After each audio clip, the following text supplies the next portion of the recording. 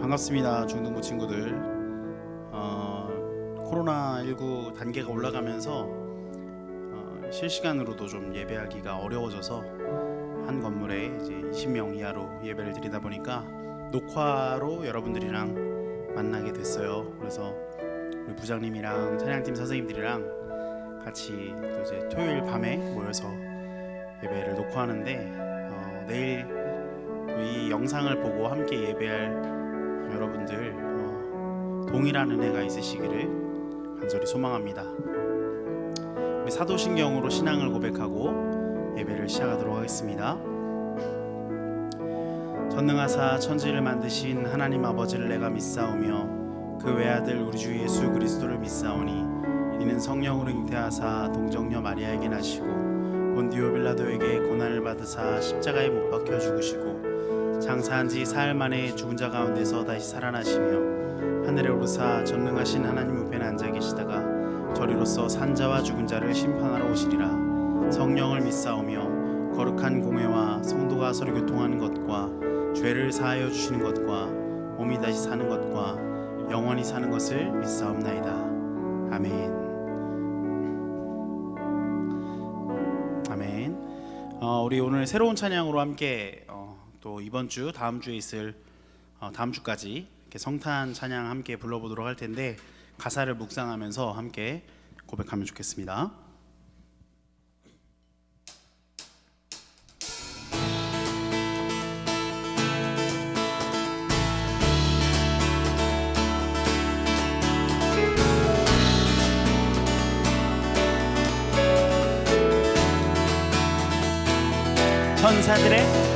천사들의 노래가 하늘에서 울리네.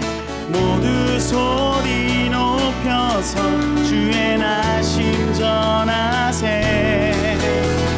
모든 만물 기뻐해 산과 들이 노래해. 아름다운 노래가 온 세상에 퍼지네.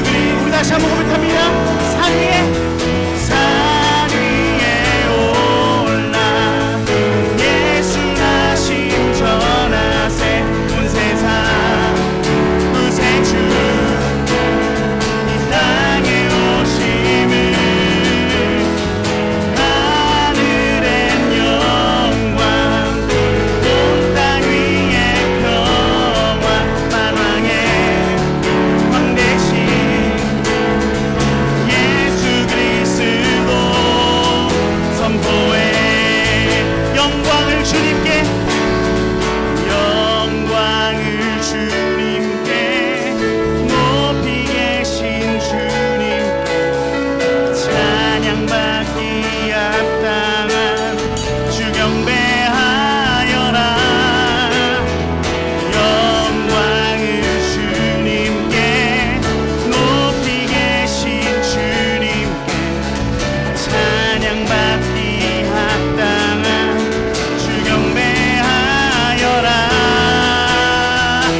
산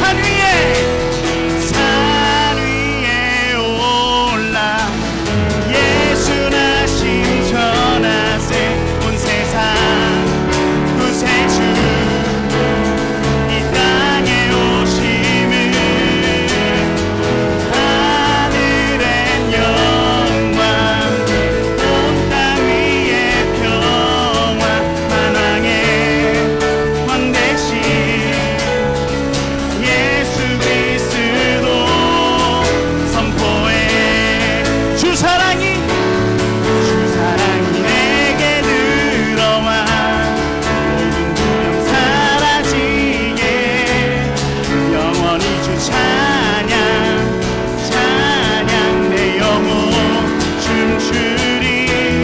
주 사랑이 내게 들어와 모든 어둠 사라지게 영원하신 그의 사랑 안에 나 거하리. 다시 한번 주 사랑이 내게 들어와 모든 두려움 사라지게 영원히 주 찬양 내 영혼 춤추리. 주 사랑이 내게 들어와 모든 어둠 사라지게 영원하신 그의 사랑 안에 나 거하리.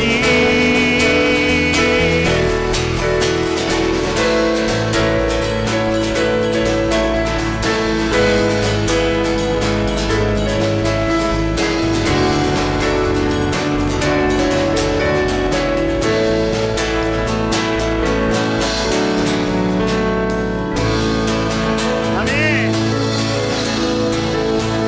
주의 모든 어둠을 거두시고 사랑의 빛으로 우리를 감싸시는 주님 찬양합니다. 아멘.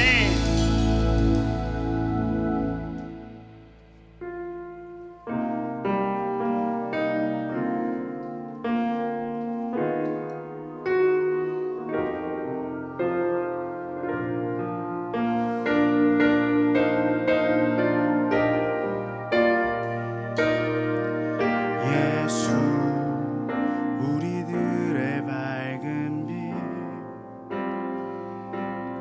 은혜와 긍휼을 베푸시는 주 의의 길을 따라가는 주의 자녀들에게 항상 밝은 빛을 비추시는 그는 구원의 주 하나님 공의로 세상을 다스리시네. 주를 경외하는 자들에게 부어주시는 놀라운 주님의 영광. 하늘에서 찬란하게 빛나는 주의 영광 이 땅에 오셨네. 어둠을 밝히고 새 생명 주시네. 영원히 빛나는 나의 예수님 높이 영광과 찬양 받으실 그 이름 경배합니다. 슬픔을 거두고 내게 자유 주시네. 기쁨의 노래를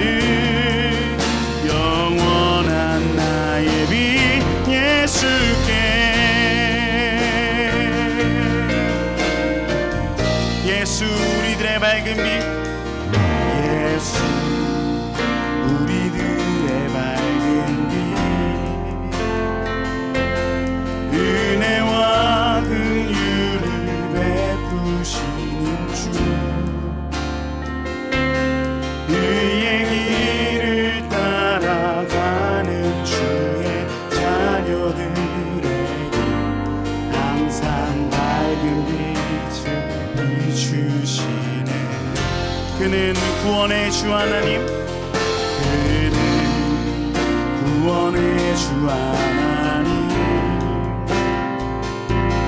공의로 세상을 다스리시네. 주를 경외하는 자들에게 부어주시네. 놀라운 주님의 영광, 하늘에서 찬란하게 빛나는 주의 영광, 이 땅에 오셨네. 어둠을 밝히고 새 생명 주시네. 영원히 빛나는 나의 예수님, 높이 영광과 찬양 받으실 그 이름 경배합니다. 슬픔을 거두고 내게 자유 주시네. 기쁨의 노래를 영원한 나의 빛 예수께. 하늘에서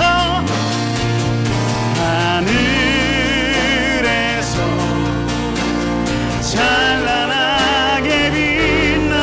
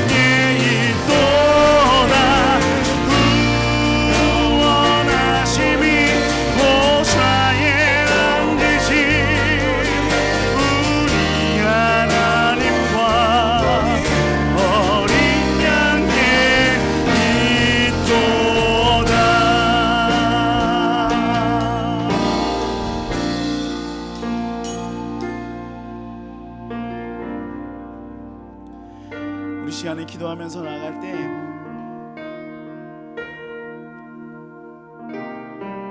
하나님, 우리 스스로를 돌이켜보면 지금도 하나님을 예배하고 있는 제 자신을 보면 하나 의로운 것이 없고 하나 선한 것이 없는데, 그런 저희에게 주 예수가 나셔서, 주 예수가 우리에게 찾아오셔서 어둠 가운데 빛으로 우리에게 오시고 사망과 절망 가운데 있는 우리에게 생명을 주시고 그 주님을 찬양할 수 있도록 말도 안 되는 특권과 은혜를 주시니,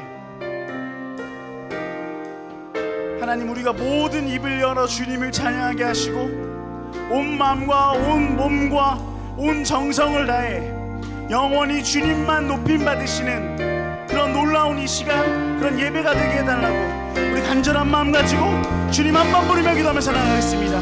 기도하겠습니다. 주여, 영원히 찬양받기 합당하신 하나님,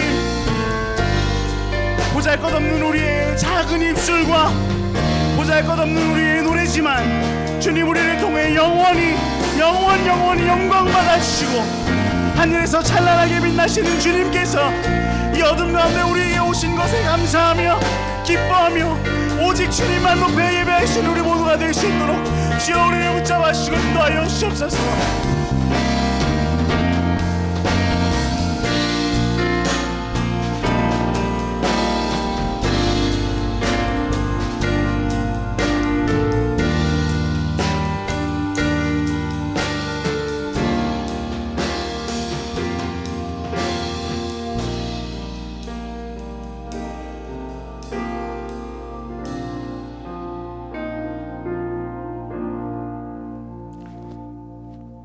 할렐루야. 우리의 찬양을 받기에 합당하신 하나님께 영광과 찬송을 돌립니다. 정말 코로나로 인해서 우리가 이 하나님께 예배하는 것이 또다시 힘들고 어려워졌습니다. 하나님께서 정말 이 상황을 잘 아시고 우리를 인도하실 줄로 믿습니다. 우리가 이제 지금은 각자의 처소에서 예배를 드리지만 다시 또 모여서 하나님께 예배 드릴 날을 기다립니다. 하나님께서 허락하셔서 우리 중동부 학생들, 친구들 모두가 모여서 하나님께 예배할 날이 하루빨리 올 수 있도록 하나님께서 이 코로나를 없애 주시옵소서. 정말 하나님 앞에서 우리가 다 함께 찬양하며 다 함께 예배드리는 그날이 하루빨리 올 수 있도록 하나님께서 인도해 주시옵소서. 하나님, 우리 친구들 정말 코로나로 인해서 신앙을 지키기가 너무나 힘들고 어렵습니다.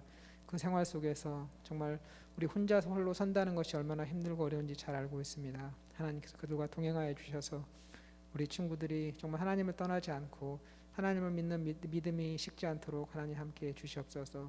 각자의 처소에서 예배하고 찬양하며 말씀 읽는 우리 중동부 친구 될 수 있도록 하나님께서 함께해 주시옵소서. 하나님, 항상 우리 중동부를 인도하시는 우리 전도사님께 함께해 주시고 우리 전도사님께서 말씀 준비하실 때 하나님의 말씀을 잘 대변할 수 있도록 도와주시며 그 말씀으로 인해서 우리 학생들과 선생님들의 생활이 변하고 정말 하나님을 찬양하는 우리 모두가 될 수 있도록 하나님 도와주시옵소서. 이 시간 드리는 예배 시작이니 주님께서 함께해 주셔서 끝나는 시간까지 함께해 주시옵소서. 감사드리며 이 모든 말씀을 예수님의 이름으로 기도했습니다. 아멘.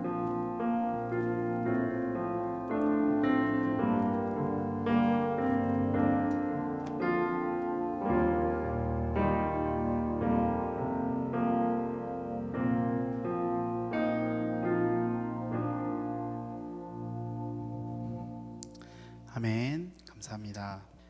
말씀 봉독하도록 하겠습니다. 마태복음 1장 18절부터 25절의 말씀입니다. 여러분 집에서도 같이 찾아주시고 함께 교독할 수가 없으니까 제가 봉독하면 같이 여러분들도 좀 읽어주시기를 부탁드릴게요. 제가 봉독하겠습니다. 예수 그리스도의 나심은 이러하니라. 그의 어머니 마리아가 요셉과 약혼하고 동거하기 전에 성령으로 잉태된 것이 나타났더니 그의 남편 요셉은 의로운 사람이라 그를 드러내지 아니하고 가만히 끊고자 하여 이 일을 생각할 때에 주의 사자가 현몽하여 이르되 다윗의 자손 요셉아, 내 아내 마리아 데려오기를 무서워하지 말라. 그에게 잉태된 자는 성령으로 된 것이라. 아들을 낳으리니 이름을 예수라 하라. 이는 그가 자기 백성을 그들의 죄에서 구원할 자이심이라 하니라. 이 모든 일이 된 것은 주께서 선지자로 하신 말씀을 이루려 하심이니 이르시되 보라 처녀가 잉태하여 아들을 낳을 것이요 그의 이름은 임마누엘이라 하리라 하셨으니 이를 번역한즉 하나님이 우리와 함께 계시다 함이라. 요셉이 잠에서 깨어 일어나 주의 사자의 분부대로 행하여 그의 아내를 데려왔으나 아들을 낳기까지 동침하지 아니하더니 낳음에 이름을 예수라 하니라. 아멘. 말씀을 보도록 하겠습니다. 오늘 제목은요, 의로운 사람이라는 제목으로 여러분들과 함께 말씀을 나누도록 하겠습니다. 오늘 본문에서 의로운 사람이라고 하는 단어가 나오는데, 의로운 사람이 과연 누구인지, 그리고 나는 과연 하나님 보시기에 의로운 사람인지 좀 돌이켜보면서 말씀 앞에 자신을 비추어 보고, 그 다음에 나의 어떤 무능력함과 무력감에서 더 나아가서 나를 구원하시고 나에게 생명 주시는 주님을 경험하는 저와 여러분 되기를 간절히 소망합니다. 지난주에 우리 계속 다니엘서 살펴봤죠. 그래서 다니엘서에서의 내용이 뭐였어요? 여러 가지 제국의 역사가 바뀌지만 그럼에도 불구하고 사람의 나라, 세상의 나라는 망하기도 하고 또 잘 되기도 하고 어떤 흥망성쇠가 있지만 하나님의 나라는 망하지 않고 영원히 망하지 아니하고 멸망하지 아니하고 영원한 권세와 나라와 영광을 가지신 분이다. 그래서 하나님이 만왕의 왕이시고 온 세상을 다스리신다. 이런 내용을 우리가 살펴봤습니다. 그래서 이 느부갓네살 왕이 꿈을 꿨을 때, 이 어떤 거대한 나무가 있었는데 하나님이 사자를 보내셔서 그 나무를 꺾으시고 자르시고, 하지만 그루터기가 남아 있었던 것을 우리가 봤어요. 그래서 느부갓네살이라고 하는 어떤 한 사람으로 상징되는 거대한 나무와 같은 제국을 하나님이 치기도 하셨다가, 그래서 느부갓네살 왕이 완전히 짐승처럼, 사람이 아니라 짐승과 같이 변해서 7년을 살았다가 다시 회복되는 역사를 우리가 봤는데, 이와 달리 예수님이 말씀하신 하나님의 나라의 비유는 뭐였어요? 작은 겨자씨 하나가 이렇게 그림에서는 별것 아닌 것 같은 나무로 나타났지만 훨씬 더 거대한 나무가 되어서 똑같이 새도 깃들고 동물들이 오기도 하고 열매를 맺기도 하는 그런 하나님의 나라를 보여주셨어요. 그래서 같은 나무인 것 같지만 느부갓네살 왕이 상징하고 있는 이 거대한 나무는 쓰러지기도 하고 하나님이 치시기도 하지만 하나님의 나라는 어땠어요? 정말 보잘것없는 하나의 씨앗으로도 하나님이 그 나무를 키우시고 그 나무를, 이 나라를 영원히 하나님이 다스리신다. 이 위대한 복음을 우리가 듣고 참 많은 위로가 있었습니다. 그렇죠? 그래서 우리는 이 세상에 살아가지만 하나님의 나라에 소망을 두고, 예수님이 어때요? 예수님이 이 나라를 가져오시기 위해 하늘로 올라가셔서 다니엘서 7장에 보면 옛적부터 계신 이에게 인자와 같은 이가, 사람으로 보이는 한 사람이, 그렇죠? 여러 가지 어떤 짐승들로 상징되는 제국들 속에서 이 짐승과 달리 느부갓네살 왕도 짐승과 같이 되었는데, 인자와 같은 이, 사람과 같으신 분이 옛적부터 계신 하나님께로 올려가서 나라와 권세와 영광을 받으시고 다시 이 땅으로 내려오신다라는 거죠. 그래서 지금도 주님은 하늘에서 하나님의 보좌 우편에서 우리를 다스리고 계세요. 그렇죠? 그래서 우리가 이렇게 사도신경으로 신앙을 고백하는 건데, 근데 언젠가는 이 주님이 내려오실 거라는 거죠. 옛날에는요, 우리가 이렇게 휴거된다, 그냥 갑자기 하늘로 올려져 갈 거다, 이런 말씀하시는 분들이 있었는데, 사실 휴거라는 것은 맞지 않아요. 이 성경 전반적인 내용들을 살펴보면 그 원하는 사람만 쏙쏙쏙 이렇게 끄집어 가가지고 그냥 이 사람들은 구원하고 남은 사람들은 이 세상에서 갑자기 사는 게 아닙니다. 예수님이 다시 오셔서 분명히 심판하실 거예요. 그래서 이 오른쪽에는 의인과 왼쪽에는 죄인들을 구분하실 거예요. 그리고 의인들은 구원하실 것이고 죄인들은 심판하실 겁니다. 벌을 주실 거예요. 그런데 이 하나님의 나라를 예수님이 내려오실 때 예수님만 오시는 게 아니라, 전선생님이 지난주에 어떤 표현을 썼냐면 하늘을 가져오신다라는 표현을 썼어요. 하늘과 땅이 만나는 날이 올 것이다. 완전히 하늘과 땅이 하나 되는 날이 올 것이다. 하늘은 뭐예요? 하나님의 영역, 땅은 인간의 영역, 이 모든 것들이 통합되는 날이 올 것이다. 예수님이 하늘의 천군과 천사들을 데리고 이 땅에 오셔서 당신의 모든 어떤 권세와 영광으로 이 땅을 다스리실 것이다. 그래서 이 세상이 언젠가는 회복되고 하나님의 나라로 완성될 것이다. 이 복음 때문에, 이 사실 때문에 우리가 이 땅에서 조금 어렵게 살기도 하고 손해를 보기도 하고 정말 막 찌질하게 사는 것 같을지라도 주의 이름을 위해서 그 나라를 소망하며 사는 자들은 복이 있다고 우리가 지난주에 살펴봤습니다. 그래서요, 여러분, 이제는 이 주님이 다시 오실 것에 대한 어떤 소망을 두고 우리가 이 다니엘서를 좀 살펴봤다면, 다니엘 당시에 바라보고 있었던 예수님의 첫 번째 임재, 그걸 이제 초림이라고 그러죠. 초림, 처음 임하신다. 그러면 우리는 지금 재림이라는 건 다시 오신다는 거죠. 그러니까 예수님의 초림은 어떠한가? 예수님이 사람으로 우리에게 오신 이야기가 어떠한 이야기인가? 그것들을 우리가 이제 곧 성탄절을 앞두고 있는데, 좀 성탄절을 앞두고 한 2번 정도 이렇게 좀 살펴보려고 합니다. 우리 이 느부갓네살 왕이 봤던 신상 기억하죠? 그래서 4가지 짐승으로도 상징되기도 했는데, 이 금으로 된 머리는 누구를 가리켰어요? 네, 바벨론. 그리고 2번째로 가슴 쪽은 누구였죠? 네, 메대와 바사. 나중에 바사로 통합이 되고, 그래서 다니엘 같은 경우는 바벨론 때 포로로 끌려가서 메대, 바사 때까지도 총리로 지내면서 하나님이 이 다니엘을 쓰셨다, 그렇죠?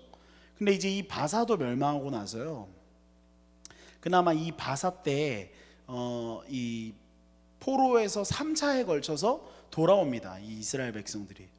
그래서 1차 포로 귀환 때는 뭐 스룹바벨이라고 하는 다윗의 자손을 중심으로 돌아오고, 그 다음에 또 에스라 2번째, 3번째 느헤미야, 이런 사람들이 돌아와서 성전을 다시 짓고, 그리고 느헤미야가 성벽을 다시 보수하고, 그리고 에스라가 율법을 다시 회복하면서 막 이 유다 공동체가 회복되는 이야기들이 있어요. 그런데 문제는 뭐냐면요, 여전히 이 유다 공동체는 제국에 의해서 지배받고 있는 식민지라는 거예요. 바사 제국 역시도 영원하지 않았습니다. 그래서 결국에는 바사 제국을 또 멸망시키고 헬라라고 하는 이 제국이 들어서요. 여러분들 뭐 알렉산더 대왕 이런 얘기 들어봤죠? 그리스. 이게 지금 이제 그 마케도니아에서부터 시작되어 가지고 제국으로 성장하는 이 헬라의 이야기인데, 뭐 이 헬라에 대한 이야기도 다니엘서 뒤에 보면 예언을 해요. 근데 이제 뭐 우리가 다 그걸 살펴볼 수는 없으니까. 그리고 나서 이 헬라 때에 유다 마카비라고 하는 사람이, 이 제사장 가문이 잠시 전쟁을 해서 싸워 이겨서 독립했던 역사가 있어요. 그래서 한 100년 정도 하스모니안 왕조라 그래가지고 이 유다가 이 식민 지배를 받지 않고 독립 왕조로 유지됐던 때가 있습니다. 그런데 그 이후에 역시 헬라가 망하고 로마라고 하는 제국이 들어서면서 이 하스모니안 왕조도 다시 멸망하고 또다시 유다는 식민 지배를 받아요. 그래서 예수님이 태어나신 지금으로부터 한 2000년 전이죠. 이 지금 우리 2020년이니까 주후, 예수님이 오신 뒤로 2020년이니까 이 2000여 년 전에 예수님은 로마 제국에 의해서 식민 지배를 받고 있는 남유다, 유다에서 태어나셨습니다.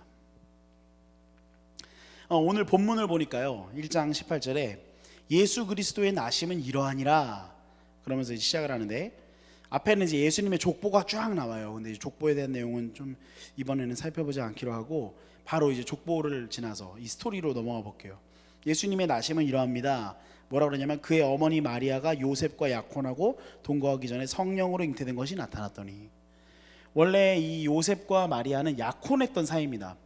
근데 오늘날에는요, 뭐 약혼식 이런 게 이제 거의 없어졌어요. 전사님 어릴 때는 뭐 드라마 보면은 누구랑 누구, 남자 주인공 여자 주인공이 뭐 약혼을 했는데 뭐 다른 사람이 와가지고 뭐 이런 얘기들 보는데, 요즘에는 뭐 약혼식이라 그래서 별로 그게 의미가 없어요. 왜냐하면 뭐 결혼을 해도 뭐 이제 이혼을 많이 하는 시대가 됐고, 심지어 뭐 TV 프로그램을 보니까 뭐 우리 결혼했어요가 아니라 우리 이혼했어요 뭐 이런 이제 예능도 하더라고요.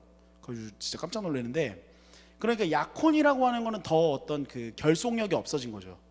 근데 2000년 전 당시에 유다는 달랐어요. 약혼이라고 하는데 이제 뭐 정혼이라고 이제 표현을 하는데, 결혼하기로 정했으면요, 이 사람들이 한 몇 개월 정도의 시간을 가지고서 거룩하게 자기들을 준비하면서 지내다가 이제 때가 그 정한 시간에 결혼을 하는 건데, 이미 정혼, 약혼이라는 건 결혼한 거예요. 그러니까 지금 같으면은 이미 결혼을 한 것과 마찬가지예요. 그냥 결혼하고 같이 살고 있지 않을 뿐이에요. 그 정도의 지금 상황입니다. 그런데 그 정도의 상황인데 약혼하고 동거하기 전에, 같이 살기 전에 마리아가 성령으로 잉태했다는 거예요. 그러니까 아기를 가졌다는 거죠. 그래서 우리 그 사도신경에 보면 뭐라 그래요? 어디 부분이야? 전능하사 소년만을 그 외에 우리 예수 그리스도를 믿사오니 이는 성령으로 잉태하사 동정녀 마리아에게 나시고, 그러니까 처녀, 이 남자를 알지 못하는 여자의 마리아에게 나셨다. 이거를 우리 신앙으로 항상 고백하죠. 왜요? 예수님이 남자와 여자의 어떤 그 연합으로 인해서 생겨난 쉽게 말해서 아담적 인류가 아니라는 거예요. 무슨 말인지 알겠어요, 여러분? 우리 인류의 이 쭉쭉쭉쭉 조상으로 올라가 보면 아담과 하와가 있잖아요, 그렇죠? 근데 여러분, 아담과 하와는 하나님의 언약을 어기고 이 하나님이 주신 이 땅을 잘 다스려서 하나님의 나라로 잘 갖고 갔으면 예수님이 사람으로 오실 필요가 없었을 텐데, 언약을 어기고 하나님의 명령을 어기고 결국에는 그 인류의 죄가 들어오게 만들었잖아요. 그래서 만약에 예수님이 요셉과 마리아의 어떤 자녀로 태어났다, 그러면 예수님은 결국 죄인인 거죠, 죄인. 근데 여자의 몸에서 성령으로 잉태되셨다라는 것은 이 예수님께서 사람으로는 태어나셨지만 죄가 없으신 분이다. 그리고 동시에 하나님이 갑자기 사람으로 변한 게 아니에요. 하나님이 사람이 되셨다라는 표현은 하나님은 아니고 사람이다 이게 아니라, 예수님은 하나님이시지만 동시에 사람인 거예요. 이게 어렵죠, 여러분? 예수님은 하나님이시지만 동시에 영혼과 육체를 모두 가지신 인간으로 태어나신 거예요. 그래서 우리는 이런 표현을 쓰는 거예요. 예수님은 참 하나님이시자 참 사람이십니다, 이런 표현을 쓰는 거예요.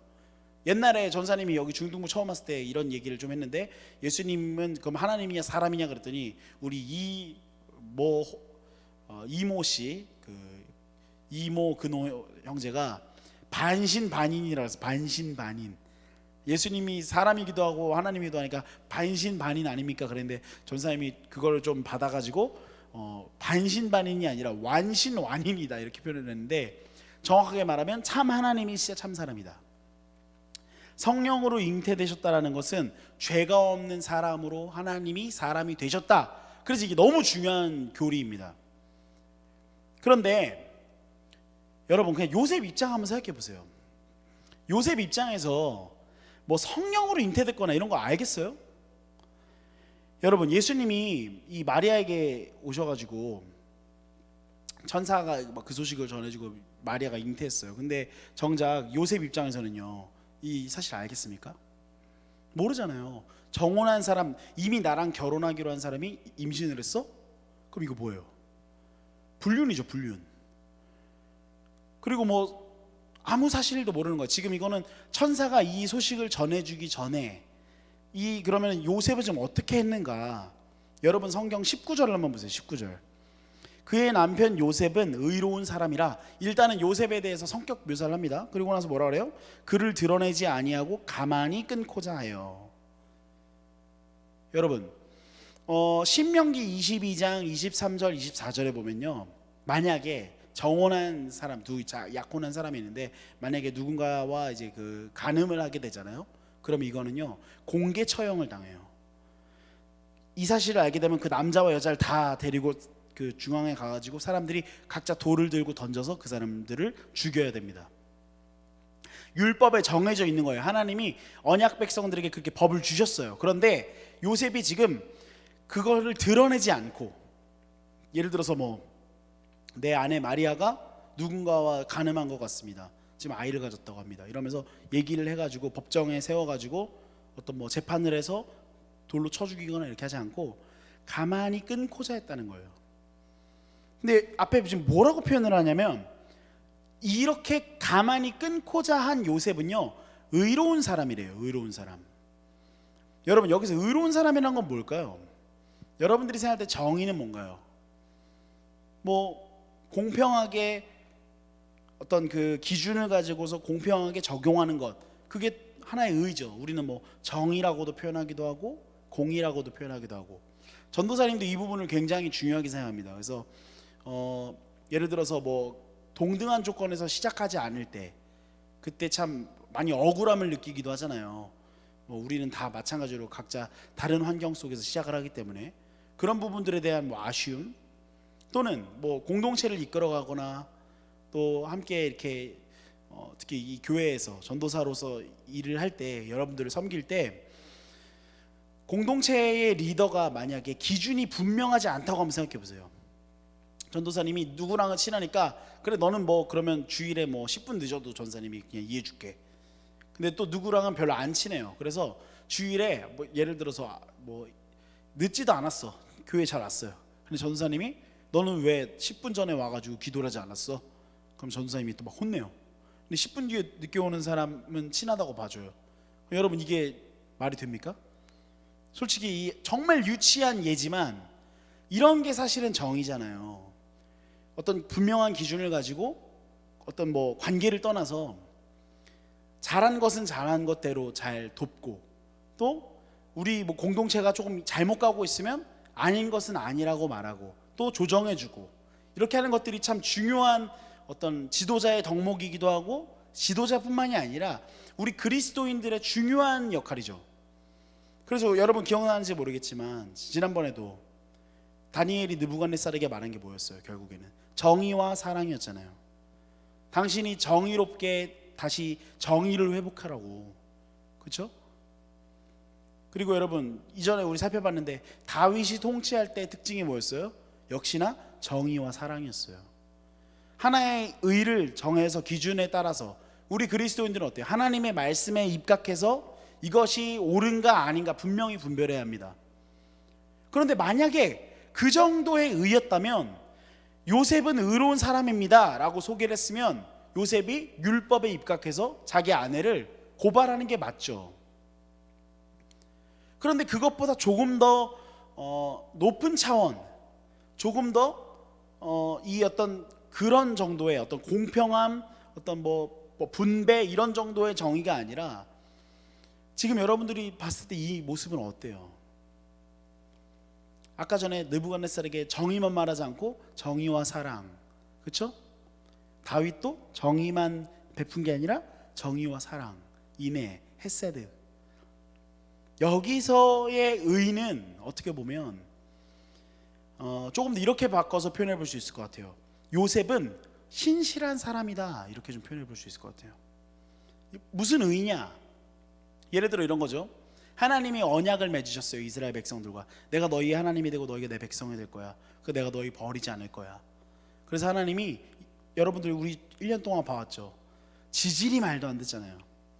근데 하나님이 만약에 아까 전사님이 말한 첫 번째 정의만 가지고 계셨다면 그냥 싹 다 심판하면 돼요. 그냥. 그렇죠? 그냥 다 죽일 사람 죽이고, 벌 줄 사람 벌 주고, 칭찬할 사람 칭찬해 주고. 하나님이 그 정도 하셨다면 지금 우리한테 복음이 안 왔을 수도 있어요.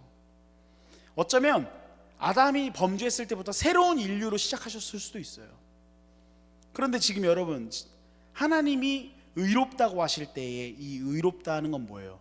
구약에서 말하는 째다카라고 하는 이 단어의 의미는 뭐예요? 하나님은 신실하십니다. 하나님은 하나님다우십니다, 이런 표현이죠. 뭐예요? 하나님이 말씀하신 그 언약을 끝까지 하나님은 지키셨습니다. 우리를 포기하지 않고 그 한없는 사랑으로 처음부터 끝까지 우리를 사랑하셨습니다. 그러니까 하나님은 정말 하나님다우십니다. 그래서 우리는요, 하나님을 의로우신 하나님이라고 고백하고 신실하신 하나님이라고 고백해요. 마찬가지입니다, 여러분. 요셉은 첫 번째 전사님이 말한 정의, 이것을 넘어서서 어떤 신실한 사람으로서 정의를 넘어선 사랑을 마리아에게 베푼 거예요. 그 당시에 유대인으로서 얼마든지 율법에 의해서 고소하고 고발하고 심판을 할 수도 있었지만 요셉이 마리아를 아끼고 사랑하는 마음에 자기는 상처 얼마나 받았겠어요, 여러분. 사랑하는 사람이, 이거 완전 막장 드라마잖아요, 이거. 여러분 맨날 뭐 성탄절만 되면 이런 이야기를 보니까 우리는 이미 어떤 그 성경에 계속 우리가 살펴본 이스라엘의 배경은 다 잊어버리고 거의 뭐 지금 우리 뭐 그림에서도 마찬가지인데 거의 뭐 지금 요셉과 마리아가 미국인이에요, 미국인. 그렇죠? 그래서 뭔가 이렇게 막 미국 그 크리스마스 분위기 생각하면서 막 되게 아름다운 이야기. 근데 그렇지 않았어요. 예수님 태어나실 때에 지금 이 요셉의 입장을 한번 생각해 보세요. 완전 막장 드라마예요.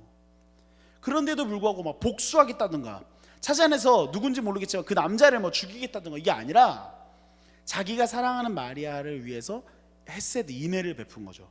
사랑을 베푼 거죠. 그런데 이 사랑을 베푼 요셉에게 지금 성경은 뭐라고 표현해요? 의로운 사람이다 그러는 거예요. 전도사님이 이 말씀을 보고 준비하면서 너무 찔렸어요. 전사님은 이렇게 좀 막 이렇게 항상 이렇게 지금도 맨날 전사님 아내가 뭐라 그러냐면 설교 시간에 좀 그 인상을 좀 쓰지 말라 그러더라고. 이렇게 어떻게 이렇게 좀 웃으면서 이렇게 설교한 분위기가 어때요, 여러분? 어색하지 않나요? 기본적으로 좀 이렇게 막 서글서글하고 막 이런 사람은 아니잖아요, 솔직히. 전사님은 또 저 자신을 너무 잘 알고. 그러니까 뭔가 좀 전도사님이 생각하는 기준에 맞지 않을 때, 이 사람 적어도 이 정도는 해야 되는데, 예를 들어 전도사님도 마찬가지. 스스로한테 내가 뭐 예를 들어 성인이 됐으니까 난 이 정도는 이렇게 해야 돼. 전도사님이 처음에 전도사 됐을 때 스스로를 얼마나 힘들게 했는지 몰라요. 나는 내가 전도사니까 적어도 나는 이렇게 해야 돼. 왜냐하면 나를 보고 누군가가 실족할 수도 있으니까, 나를 보고 실망할 수도 있으니까 내가 누구 시험에 들게 하지 않기 위해서 난 이 정도는 해야 돼. 근데 전도사님한테 막 이런 높은 기준을 대고, 또 다른 뭐 예를 들어 전도사님이니까 이렇게 해야 돼. 목사님들 보면 더 어떨까요? 목사님은 이렇게 해야 돼. 선생님들은 이렇게 돼. 막 이런 마음이 항상 있어요. 그래서 막 어떨 때는 화도 나고, 하나님이 어떻게 이걸 그냥 가만히 두고 보실 수 있나, 막 이런 분노도 있고, 그래서 막 울며 불며 기도할 때도 있고, 하나님한테 따져 묻기도 하고. 근데 이 말씀 보면 전도사님 너무 부끄러운 거예요. 전도사님이 첫 번째 말한 어떤 정의와 공의는 얼마든지 많이 갖고 있는 사람인데, 그 두 번째 정의, 두 번째 의, 어떤 신실하신 사랑을 담아내는 그 하나님의 모습을 보고 참 감사하고 은혜를 많이 받지만 정작 전도사님은 이렇게 살지 못하고 있는. 사실 오늘 이 하루에도 전도사님 토요일에 교회 와가지고 이 하루에도 전도사님 스스로를 보면서 정말 많이 실망했어요. 전도사님한테. 어쩜 이렇게 사람이 속이 좁을까? 왜 이걸 넉넉하게 이해해주지 못할까? 나는 왜 이렇게 맨날 화를 낼까? 막 이런 마음에. 진짜 창피한 얘기인데 여러분들 앞에 하는 겁니다, 지금. 그래서 이 말씀 전하기까지 막 되게 어려웠어요. 그래서 잠깐 막 집에 갔다가 막 혼자 막 잠도 막 자보고 막 끙끙대다가 다시 밤에 와가지고 지금 좀 정신 차리고 말씀을 전하는데, 요셉은 의로운 사람이었기 때문에, 의로운 사람이 아니라서 좋은 게 좋은 거지 하고 넘어간 게 아니라 의로운 사람이었기 때문에 마리아에게 그런 사랑을 베푼 겁니다. 그런데 정말 감사하게도 요셉이 상상하는 그런 일이 아니었어요. 천사가 20절에 와서 뭐라 그래요? 이 일을 이제 가만히 끊고자 생각을 할 그때 주의 사자가 현몽 안에서 꿈에 나타나서 다윗의 자손 요셉아, 내 아내 마리아 데려오기를 무서워하지 말라. 이제 같이 동거를 해야 될 때가 오잖아요. 그에게 잉태된 자는 뭐예요? 성령으로 된 것이라. 예수님이 성령으로 잉태되셨다. 아들을 낳을 건데 이름을 예수라고 해라. 이 예수는 이제 헬라어로는 예수스라고 나오는데, 예수스 히브리어로 가면 호세아, 뭐 여호수아, 이런 예수아 이렇게 되는 거예요. 그래서 여러분들이 알고 있는 여호수아, 호세아, 이게 다 같은 이름입니다. 그냥 뭐 예를 들어서 우리는 뭐 흔한 이름들 있죠. 막 철수, 요즘에 철수가 없긴 한데 뭐 이런 이름처럼 진짜 그 구약에 많은 이름들이 있었어요. 뭐 여호수아, 호세아 이런 사람들. 근데 지금 그 이름을 그대로 쓰는 거예요. 근데 그 이름 뜻이 전쌤이 옛날에 뭐라 그랬냐면 구원이라고 그랬어요. 구원. 그러면서 뭐라 그래? 예수라 하라. 이는 그가 자기 백성을 그들의 죄에서 구원할 자라. 근데 여러분 지금 어디에서 구원한다 그래요? 어디에서요? 죄에서 구원할 자라. 그래서요 여러분, 이 소식을 알고서 다윗의 자손이었던 요셉은 친부는 아니죠. 그렇지만 다윗의 자손 요셉의 아들로서 예수님은 다윗의 자손으로 태어나시고, 또 마리아라고 하는 여자를 통해서 사람의 아들로, 인자로 예수님은 태어나시는 겁니다. 그래서요 자칫하면 정말 끔찍한 일이 될 수도 있었는데, 이 의로운 사람 요셉을 통해서 나사렛에 있던 이 부부가 이제 이 마태복음에는 등장하지 않지만 자기의 호적을 다시 한번 정리하고 등록하기 위해서 고향으로 내려가게 되는데, 여러분 다윗의 고향은 어디예요? 네, 베들레헴으로 내려갑니다. 그래서 베들레헴에 이제 그 베들레헴으로 내려가면 집이 없잖아요. 그래서 여관을 찾는데, 생각해 보세요. 지금 이 호적령이 내려졌는데, 명령이 떨어졌는데, 이게 유다만 있는 게 아니라 로마 제국 전체의 황제의 명령이에요. 그래서 모든 사람들이 지금 그 복작복작한 상황, 막 자기 집을 떠나서 고향으로 막 가고 이런 상황이에요. 그러니까 뭐 집이 없겠죠. 근데 이제 아내는 막 임신해 있고, 그렇죠? 그러니까 사실은 요셉 혼자 가도 되는데 이 마리아를 데리고서 베들레헴에 가는 거예요. 근데 여러분 막 빈 방이 없어요.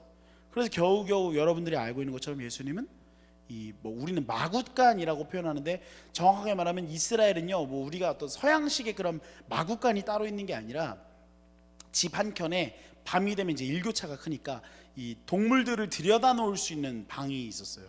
밖에 풀어놓다가. 그래서 그 풀어놓고, 그 다음에 그 어떤 밥 먹을 수 있는 그 뭐랄까 말 밥통, 구유가 있었는데, 거기에다가 예수님을 이제 놓고 뭐 나왔다 이제 이렇게 보는 거죠. 그래서 이 이름이 예수라고 하는 아주 또 작고 예쁜 아기가 태어납니다.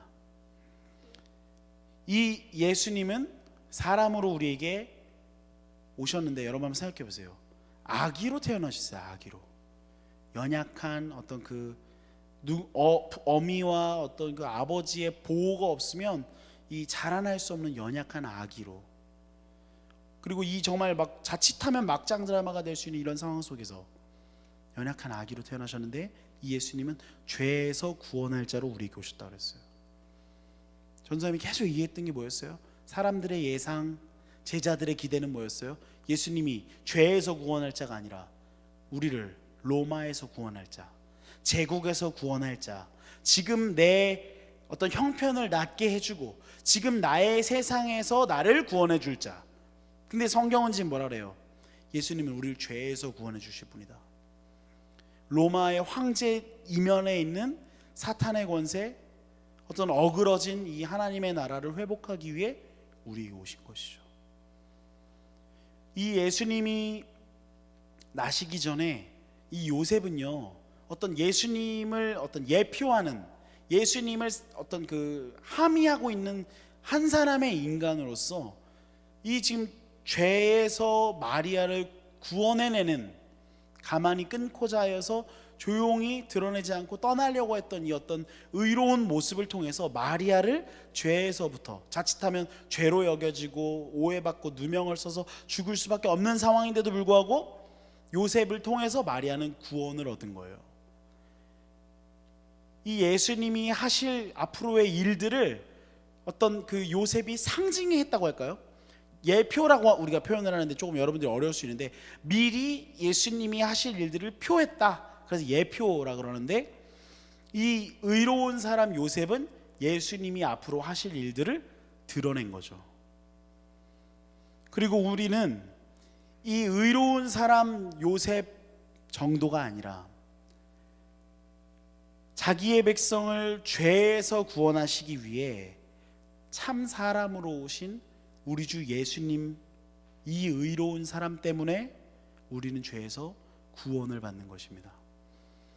요셉이 자기의 아픔을 참고 상처를 견디고 떠나려고 했던 것 그 이상으로 우리는요 실제로 가늠한 자들이고, 실제로 예수님을 배신한 자들이고, 실제로 예수님 가슴에 대못을 받고, 쉽게 말해서 예수를 십자가에 못 박은 사람들이에요.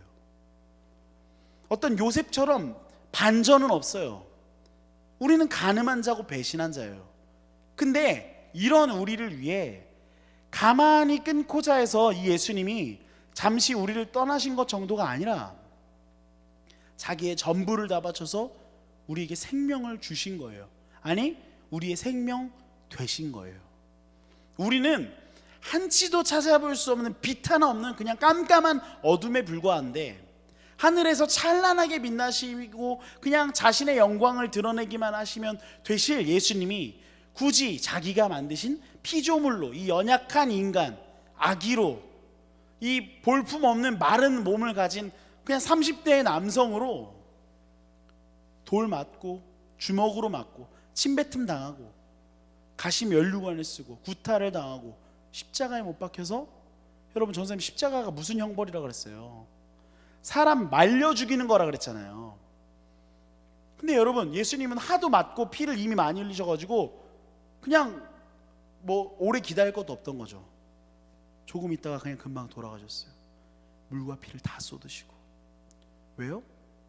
뭐 때문에요? 고작 조그만 일에 정의를 운운하면서 참지 못하고 화를 내는 저 같은, 또 우리와 같은 이런 볼품없는 인간들 때문에, 사람이라고 하지만 겉모양은 사람같이 보이지만 느부갓네살처럼 짐승같이 행동하고 정의도 없고 사랑도 없는 우리와 같은 인간들을 위해 진짜 의로운 사람, 진짜 신실한 사람 예수님이 십자가에 못 박혀 죽으셨습니다. 사랑하는 여러분, 오늘 천사가 이 예수님 얘기를 하면서 이렇게 얘기를 했어요. 보라, 처녀가 잉태하여 아들을 낳을 것이요 그의 이름은 임마누엘이라 하리라. 이사야가 예언했던 것이 성취되었다. 처녀가 잉태하여 아들을 낳았다. 근데 그 이름을 이제 임마누엘이라고 할 것이다. 이마누와 엘 여러분 잘 알죠? 하나님, 이마누, 하나님이 함께 하신다. 우리는 죄인이기 때문에, 우리는 의롭지 못한 더럽고 추악한 죄인이기 때문에 하나님이 함께 하실 수 없는 존재들이에요. 거룩하신 하나님은 우리와 함께 하실 수 없는 거예요 원래. 근데 하나님이 우리와 함께 하시기 위해 오셨어요. 저 멀리서 높은 기준을 가지고 너 왜 나처럼 안 되니? 좀 와봐라, 이게 아니라 우리 수준으로 낮춰서 오셨어요. 그래서 몸소 보여주셨어요. 의로운 사람이 행할 것이 무엇인지, 하나님의 사람이 할 것이 무엇인지를 몸소 보여주셨어요. 십자가에 죽기까지. 이제 우리가 할 것은 뭡니까? 그 우리에게 찾아오신 예수님께 감사하며 정말 작은 거지만 조금이라도 예수님 따라서 가보는 거예요. 오늘 전도사님은 또 넘어졌지만 다시 내일이 되면 해야 할 넉넉한 마음으로 누군가를 조금이라도 받아들이고, 나의 기준과 정의가 아니라 하나님의 사랑으로, 받은 사랑으로 누군가를 조금이라도 사랑하는 진짜 의로운 사람, 진짜 신실한 사람, 그런 우리 모두가 되기를 예수님의 이름으로 간절히 소망합니다. 아멘. 우리 이 시간 찬양하고 기도할게요. 우리 아까 불렀던 예수 우리들의 밝은 빛 함께 고백하도록 하겠습니다.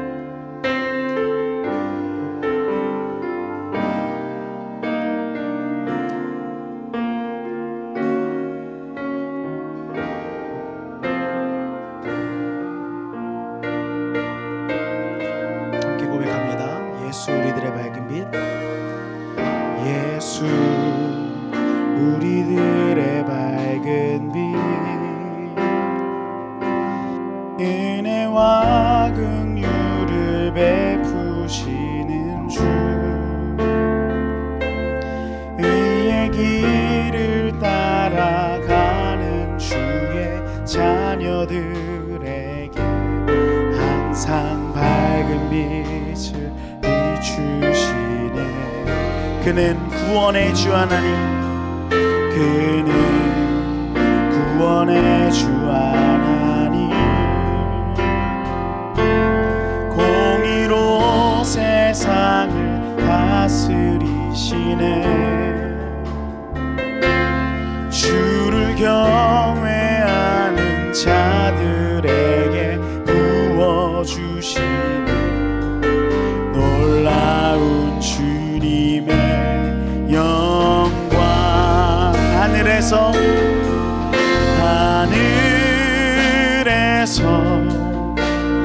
찬란하게 빛나는 주의 영광, 이 땅에 오셨네.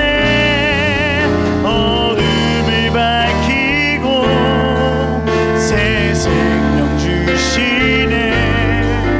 영원히 빛나는 나의 예수님,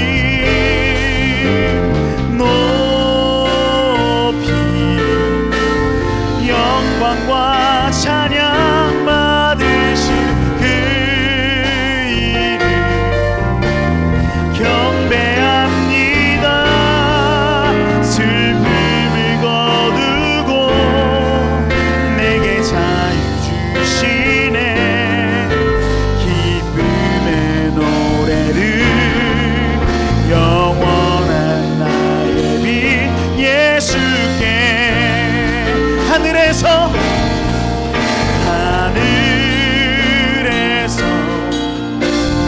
찬란하게 빛나는 주의 영광, 이 땅에 오셨네. 어둠을 밝히고 새 생명 주시네. 영원히 빛나는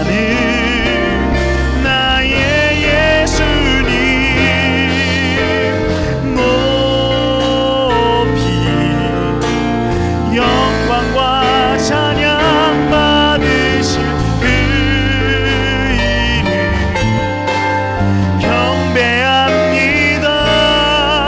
슬픔을 거두고 내게 자유 주시네.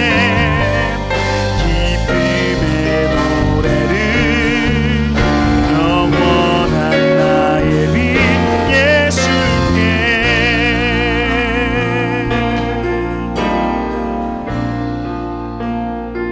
사랑하는 여러분, 우리 시간 함께 기도하며 나아갈 때 여러분들 스스로가 지금 어려움을 겪고 있는 배신감을 느끼고 불의에 정의롭지 못함에 가슴 아파하고 있는 요셉이라고 한번 생각을 해보세요. 또 한편으로는 억울한 오해를 받고 자칫하면 어떤 의로움에 의해서 죽임을 당할 수도 있는 위험 속에 있는 마리아의 입장이라고 한번 생각을 해보세요. 하나님이 지금 이 정말 말도 안 되는, 자칫하면 정말 최악의 상황으로도 갈 수 있는 이 어려운 상황 속에서 의로운 사람 요셉을 통해서 불안과 괴로움과 어려움에 처한 마리아를 구원하시고, 또 여러 가지 어려움과 복잡한 마음 속에서 고민하고 갈등하고 있을 요셉을 성령께서 이끄셔서 합력하여 선을 이루신 것을 한번 보세요. 그리고 이제 여러분, 우리 자신을 보십시오. 오해가 아니라, 억울한 상황이 아니라 이미 하나님을 배신하고 간음하고 하나님이 아닌 다른 것들을 하나님 삼고 하나님보다 더 사랑했던, 용서받을 수 없는 우리를 용서하시기 위해 의로운 사람, 신실하신 사람 예수 그리스도께서 친히 연약한 인간이 되시고 연약한 아기로 우리에게 오시고 당신의 몸을 바쳐 우리를 구원하시고 사랑을 베푸신 것을 한번 기억하면서 오늘 이 말씀을 기억하면서 주님, 나는 주님이 필요한 불의한 사람입니다. 주님이 필요한 사랑 없는 사람입니다. 그럼에도 불구하고 저와 같은 이를 불쌍히 여겨주시고 다시 한번 기회를 주시고 다시 한번 주의 사랑 안에 거할 수 있는, 그래서 그 사랑 때문에 주님을 따라 의로운 사람으로, 신실한 사람으로 걸어나가게 해달라고 이 시간 간절한 마음으로 기도하면서 나갑니다. 주여, 하나님 이 시간 우리를 긍휼히 여겨주시옵소서. 주님, 우리는 마리아와 같이 억울한 상황도 아니고 이미 주님을 배신하고 이미 주님을 버리고 가늠하고 추악한 죄악에 빠져서 수도 없이 우리를 구원하신 신실하신 하나님의 사랑을 저버린 그런 추악한 죄인입니다. 주님, 우리는 오늘도 내일도 여전히 하나님의 은혜에 감사하지 못하고 또 다른 누군가에게 작은 은혜를 베풀지 못하고 작은 사랑을 베풀지 못한 연약한 죄인입니다.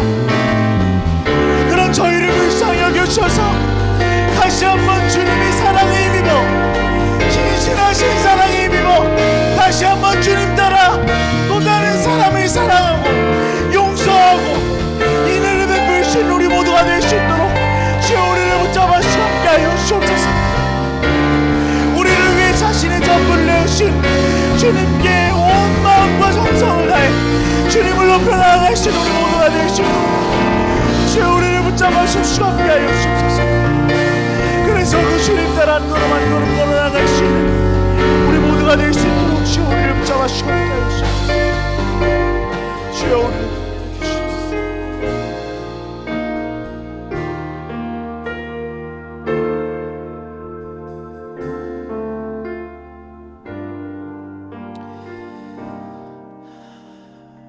우리의 생명 되신 주님, 우리의 전부이신 주님, 마리아와 같이 불안과 두려움에 떨고 있을 우리에게 의로운 사람 요셉과 같이 찾아와 주셔서 반전은 없었지만 우리는 주님을 배신하고 간음한 추악한 죄인이지만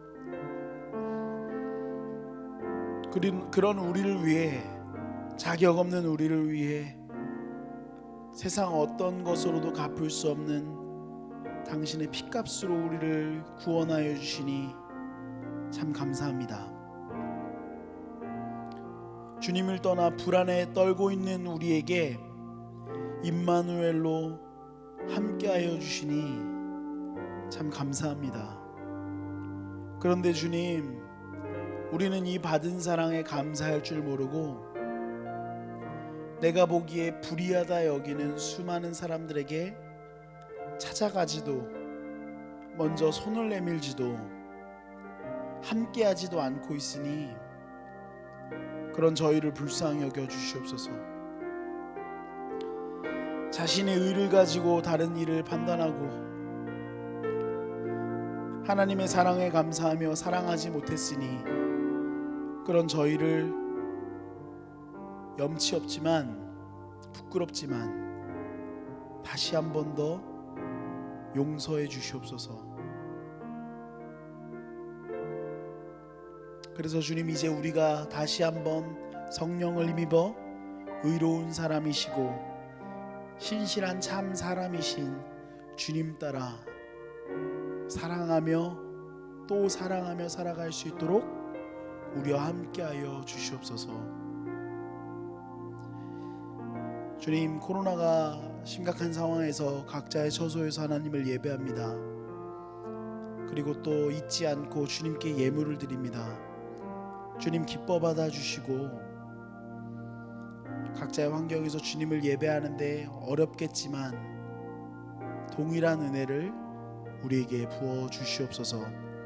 감사를 드리며 우리 주 예수 그리스도의 이름으로 기도합니다.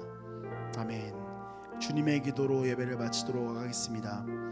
하늘에 계신 우리 아버지여, 이름이 거룩히 여김을 받으시오며 나라의 임하옵시며 뜻이 하늘에서 이룬 것 같이 땅에서도 이루어지이다. 오늘날 우리에게 일용할 양식을 주옵시고 우리가 우리에게 죄 지은 자를 사하여 준 것 같이 우리의 죄를 사하여 주옵시고 우리를 시험에 들게 하지 마옵시고 다만 악에서 구하옵소서. 대개 나라와 권세와 영광이 아버지께 영원히 있사옵나이다. 아멘.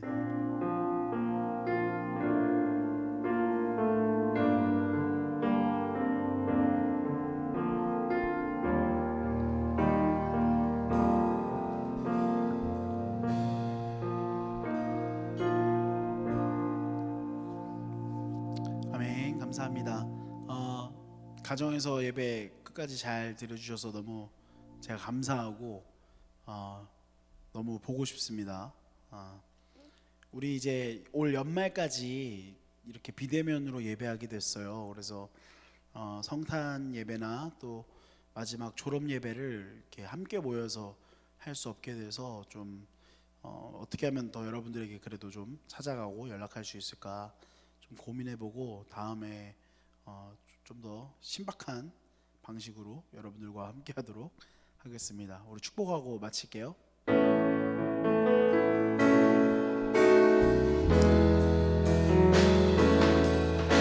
당신의 삶에 하나님의 인도하심과 은혜와 사랑 평강이 가득하기를 우리는 기대하며 기도하겠어요. 그 삶의 주가 함께 하시길. 사랑하고 축복합니다. 안녕.